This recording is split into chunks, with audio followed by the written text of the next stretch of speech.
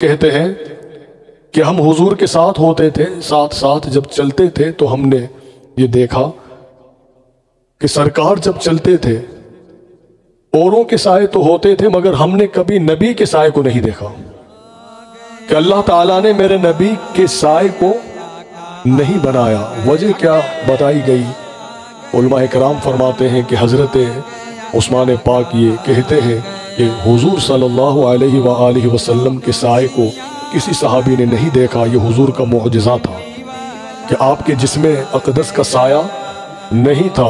اللہ تعالیٰ کو یہ بھی گوارا نہیں کہ اے میرے محبوب، اے میرے حبیب صلی اللہ علیہ وآلہ وسلم آپ کا سایہ بنے، کیونکہ سایہ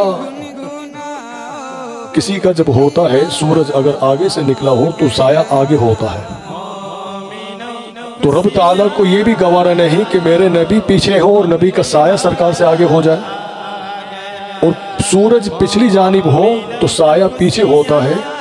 تو یہاں پر علماء کرام یہ فرماتے ہیں کہ اللہ تعالیٰ کو یہ بھی منظور نہیں کہ نبی کا سایہ اگر پیچھے ہو تو کسی کے پاؤں اگر سائے پر لگ جائے، تو حضور علیہ السلام کا مقام یہ ہے کہ اللہ تعالیٰ نے یہ بھی گوارا نہ کیا کہ میرے نبی کے سائے پر کسی کے پاؤں لگ جائے، آپ کا سایہ ہی نہیں تھا۔ تو یقیناً آج بھی حضور صلی اللہ علیہ وآلہ وسلم کے جو موئے مبارک ہے، سرکار کا یہ معجزہ ہے۔ خوشبو بھی آتی ہے آپ کے جسم اطہر کا سایہ نہیں تھا۔ حضور صلی اللہ علیہ وآلہ وسلم کے موئے مبارک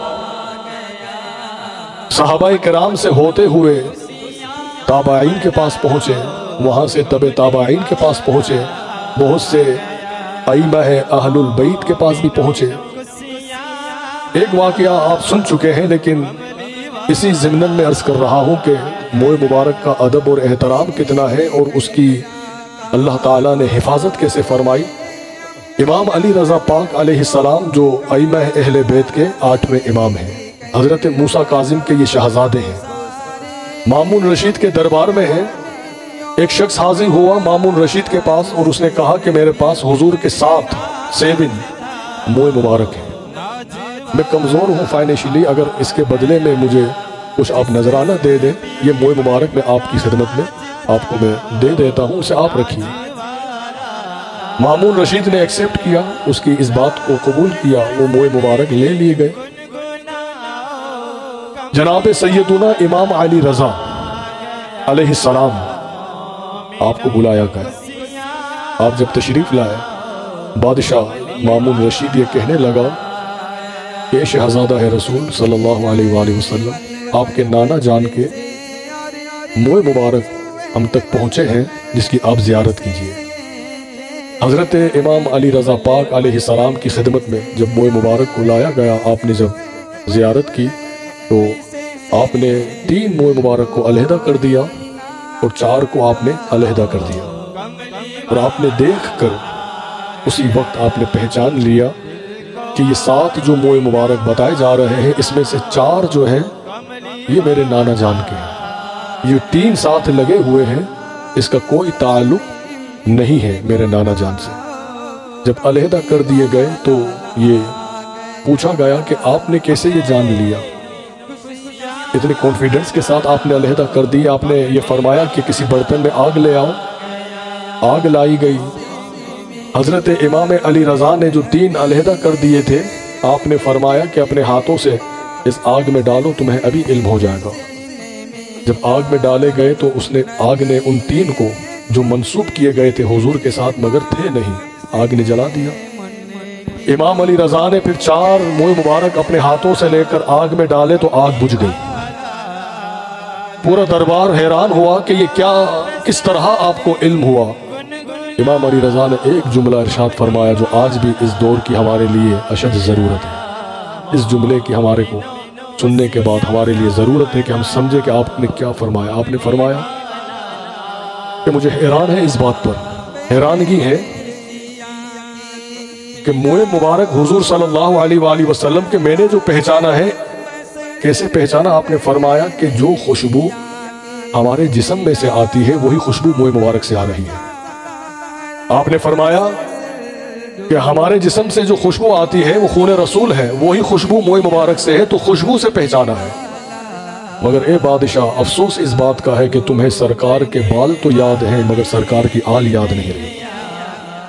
تو یقیناً ہمارا جہاں سے تعلق ہے، ہم حضور کی ہر نسبت کا ادب کرتے ہیں، احترام کرتے ہیں۔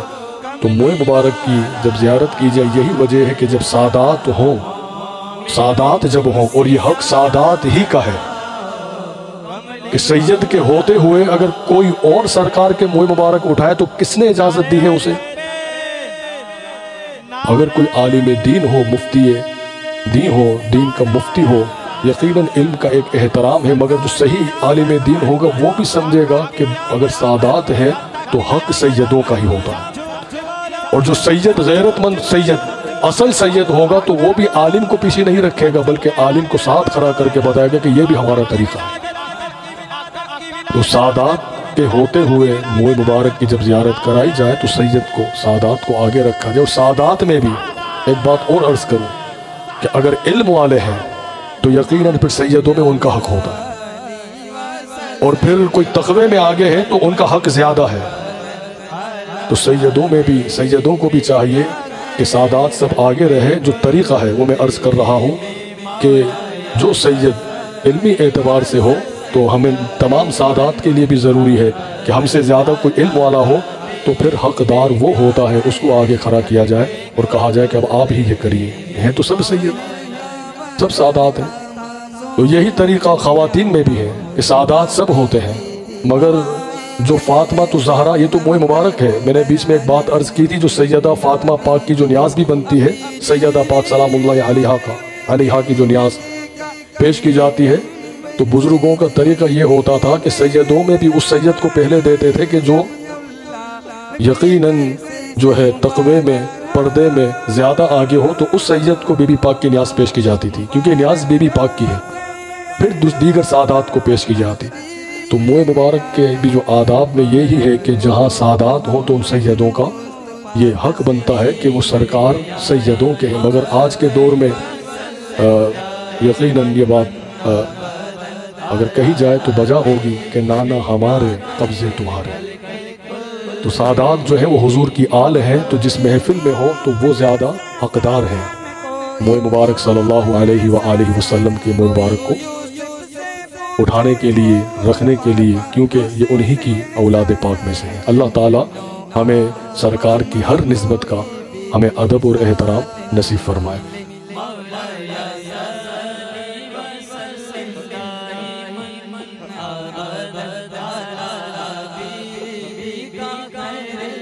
خیر الخلق کل